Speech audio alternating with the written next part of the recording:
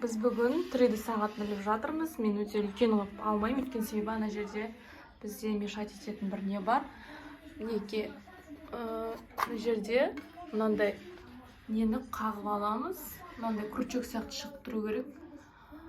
Кейін мынаның ішінде мынандай көрдіңіздер ме? Бір тесік бар.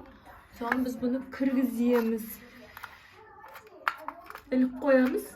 Крючокқа. Осылай ілеміз. Кейін бізде мынандай өлшейтін өзінің несі бар.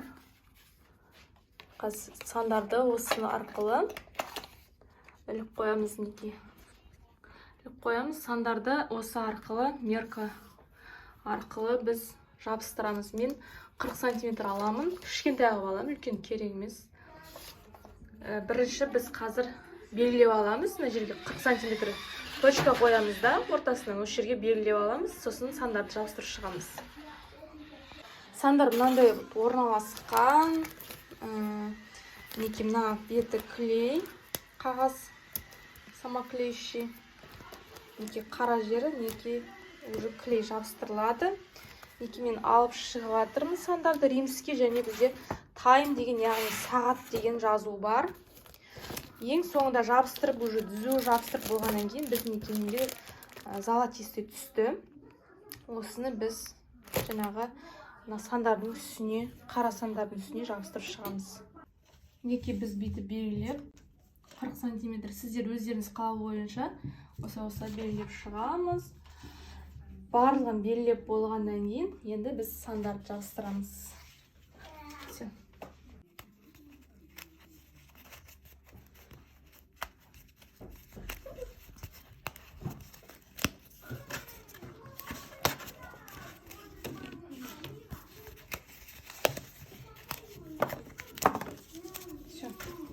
Мінеке мұнда өзінің өлшейтін несі болады, ол меркасы.